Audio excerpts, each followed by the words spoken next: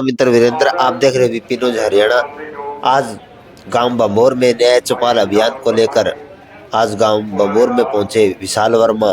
पूर्व चेयरमैन विशाल वर्मा द्वारा आयोजित जनसभा में उमड़ा जन सैलाब। लगे नारे विशाल वर्मा जिंदाबाद, कांग्रेस पार्टी जिंदाबाद, बहन शैलजा जी के जिंदाबाद के नारे लगाए। गांव बंबोर के वासियों ने गांव बंबोर की जनता में उत्साह देखने को मिला। सिरसा से अमीर चावला के बेटे भी विशाल वर्मा को की जनसभा में समर्थन पहुंचे और विशाल वर्मा को समर्थन दिया और बधाई व शुभकामनाएं दी। और विशाल वर्मा को इतनी भीड़ देखकर गांव बंबोर के वासियों की जनता को उत्साह को देखते हुए अमीर चावला के बेटे ने विशाल वर्मा को बधाई व शुभकामनाएं दी। और निरंतर विशाल वर्मा के न्याय चौपाल अभियान रानिया हल्के में प्रतिदिन चलता रहेगा। और कांग्रेस पार्टी की नीतियों को लेकर विशाल वर्मा गांव-गांव जा रहे हैं, ढाड़ी-ढाड़ी जा रहे हैं। और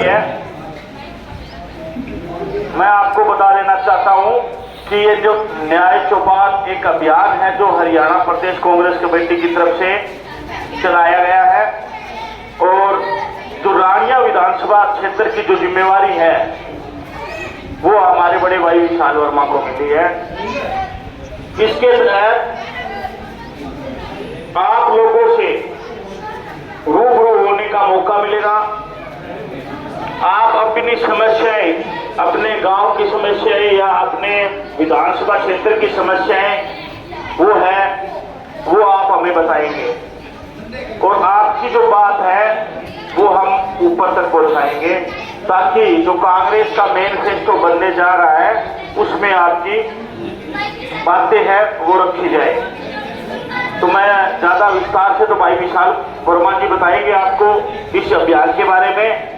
मैं तो इतना ही कहूंगा कि आपने गर्मजोशी के साथ बड़े भाई का यहाँ पहुंचने पर स्वागत किया, इसके लिए दिल की गहराइयों से आपका बहुत बहुत आभार, धन्यवाद। भाई विशाल वर्मा जिंदाबाद, हरियाणा प्रदेश कांग्रेस जिंदाबाद, भाई विशाल वर्मा जिंदाबाद। बहुत ही मान और सम्मान के योग मेरे पिता तुल्य बंबोर गांव के पूर्व सरपंच सरदार बलविंदर सिंह जी गिल जी और हमारे साथ आए आप ही के गांव के मेंबर रहे हरकिशन जी कंबोज जी और अभी आपके सामने आप ही के गांव के मौजूद हमारे जोगा सिंह जी और हमारे बहुत ही आदरणीय राम कुमार चौधरी जी, अशोक शर्मा जी, बलराम जी और बग्गा सिंह जी सरपंच जो कभी एक तरफा आपके गांव से जीते थे। तो आप सभी लोगों की रहनुमाई में आज आप सबसे बंबोर गांव वासियों के बीच में पहुंचने का मुझे मौका मिला।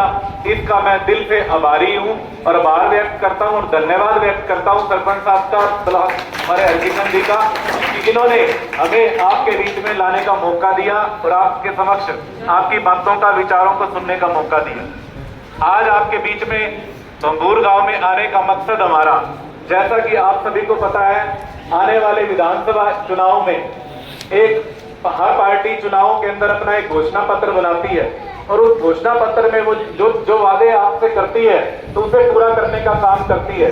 आपने देखा होगा पिछले लोकसभा इलेक्शन से पहले 5000 से ज्यादा किलोमीटर राहुल गांधी जी ने पूरे देश में कन्याकुमारी से लेकर कश्मीर तक यात्रा की थी। उस यात्रा करने का एक मकसद था गरीब आदमी, मजदूर आदमी, व्यापारी आदमी, माताएं, बहनें, बच्चे, युवा साथियों से मिलने का।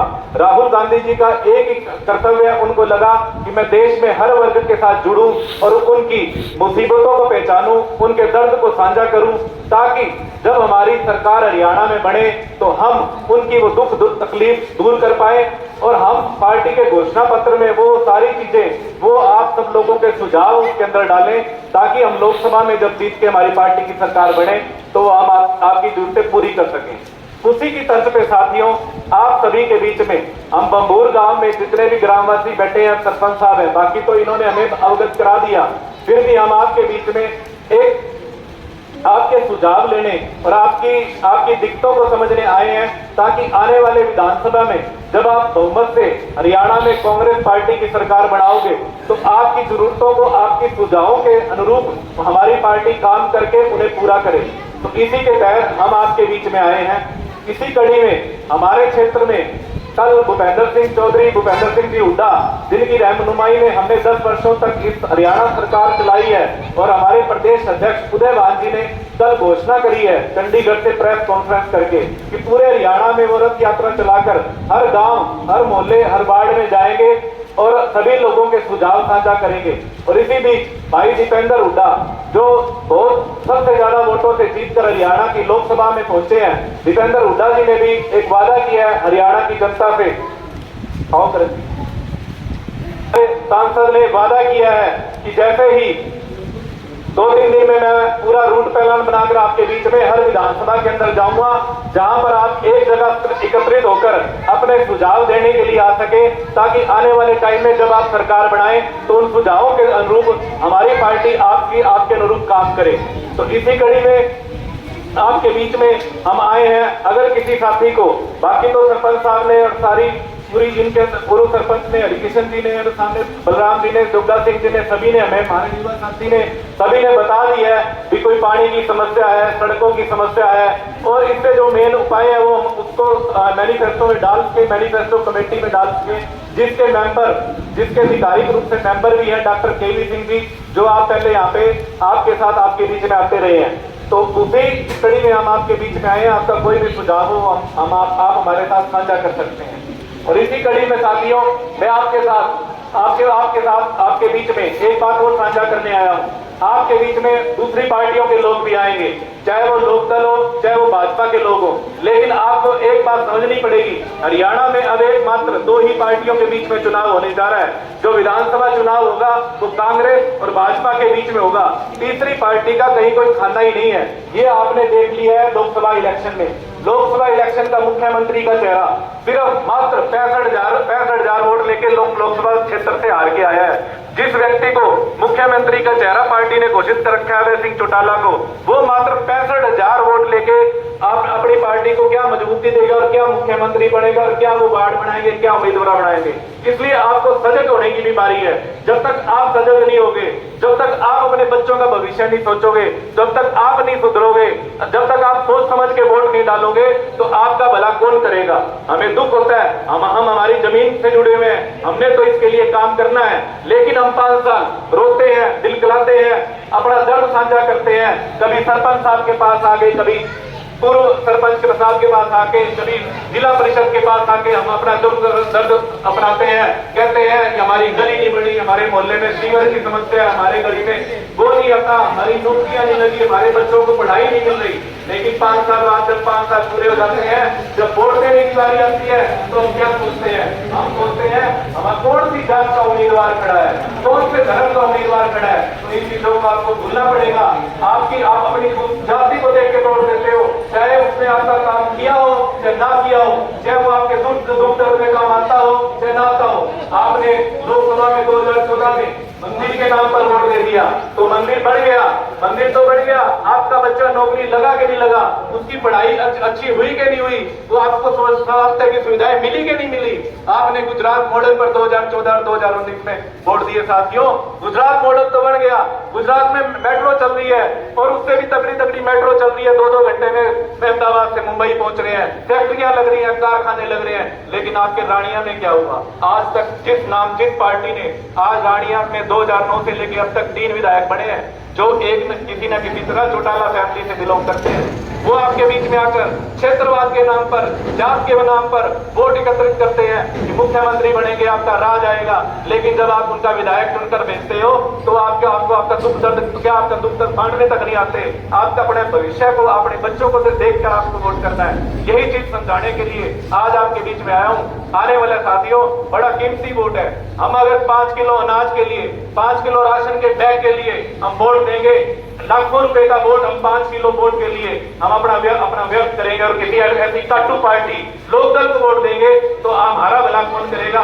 मेरे जैसे कितने ही आ जाए, सरपंच साहब जैसे कितने ही आ जाए, हरकिशन जी जैसे कितने ही आ जाए, युवा साथी जैसे कितने ही हजारों 10,000 लोग आ जाए आपको समझाने, आपका भला कोई नहीं कर सकता साथियों। ये आपको समझनी पड़ेगी। इसीलिए आप सबके बीच में हम आप ये बात लेके आए हैं, आने वाले चुनाव में आपने एकजुट होकर कांग्रेस पार्टी को जिता के यहाँ से भेजना है। कांग्रेस पार्टी का जो भी उम्मीदवार आए उसे आपने हाथ का बटन दबाकर मजबूती प्रदान करनी है, ताकि यहाँ से पहली बार जब से रानिया विधानसभा बढ़े कांग्रेस पार्टी का विधायक बन के जाए और विधानसभा के अंदर आपकी आवाज उठाए, आपके बच्चों की आवाज उठाए, आपके बच्चों के भविष्य की आवाज उठाए, आपके कारखानों की आवाज उठाए, आपके रोजगार की आवाज उठाए और कांग्रेस पार्टी ने अपनी हिस्सेदारी से रानिया की भागीदारी की। और साथियों, आपने इससे पहले सिर्फ एक जिस आदमी को यहाँ से निर्दलीय उम्मीदवार को बनाकर भेजा और वो कुदरती एक भगवान की देन समझ लो या उसके भाग्य जोर मार रहा था, उसको कैबिनेट मंत्री का भी दर्जा मिल गया। लेकिन साथियों, आपको वो दौर याद करना पड़ेगा। इन 4.5 सालों में उसने 5 साल भी पूरे नहीं किए, पूरे 5 साल पूरे किए बगैर वो आपका रानिया क्षेत्र, आपका रानिया विधानसभा क्षेत्र छोड़कर भाग गया, हिसार जाके बैठ गया, वहां से भी हार के आज आके बीच में बैठा है। और साथियों, आपको समझना पड़ेगा, ये भारतीय जनता पार्टी ने सारे संविधान तोड़ रखे हैं। जैसा कि राहुल गांधी जी ने, दीपेंद्र सिंह हुड्डा जी ने संविधान की प्रति लेके लोकसभा के अंदर शपथ ली थी और हमारे सभी सांसदों ने लोकसभा के अंदर संविधान समझना पड़ेगा। लोकसभा के अंदर आप देखिए, स्पीकर का जो स्पीकर होता है वो लोकसभा के अंदर वो पद विपक्ष की पार्टी का होता है, लेकिन उसको विपक्ष की पार्टी का न बनाकर उन्होंने अपनी पार्टी का बना दिया। इसी तरह आज मौजूदा विधायक नहीं है, फिर भी उसको मंत्री बना के रखा हुआ है। इसी तरह किरण चौधरी कांग्रेस की विधायिका थी, वो बीजेपी ज्वाइन करके चली गई, उसकी सदस्यता निरस्त होनी चाहिए, उसको भी संविधान के अनुरूप इन्होंने विधायक बना के रख रखा है। ऐसे ही साथियों, जब आपका टाइम आएगा आपके बच्चों के रोजगार के लिए, आपके भविष्य के स्वास्थ्य की सुविधाएं देने के लिए, तो संविधान को तोड़ने मरोड़ने का काम करेंगे, जिसका खामियाजा अपनी सारी पुस्तकों को भुगतना पड़ेगा। ज्यादा ना कुछ कहता हुआ साथियों, अब आने वाले समय में आपने ही पार्टी को संभालना है। हमारे सारे नेता आपके बीच में आएंगे और हमारे आदरणीय मेरे चौधरी भूपेंद्र सिंह जी हुड्डा और उनके साथ उदय भान जी भी आपके बीच में आएंगे। और दीपेंद्र सिंह हुड्डा ने भी घोषणा करी है कि मैं हर विधानसभा वाइज हर रोड पे जाऊंगा और सभी युवा साथियों का, बड़े बुजुर्गों का, माताओं का आशीर्वाद लूंगा, ताकि आप सब लोग एकजुट होकर एक आवाज में आपके निशान को जिताकर भेजे और कांग्रेस पार्टी को यहाँ से विजयी बनाकर भेजे, ताकि रानिया की भागीदारी एक उच्च स्तर पर जाए और यहाँ पर भी कारखाने लगे, अस्पताल खुले।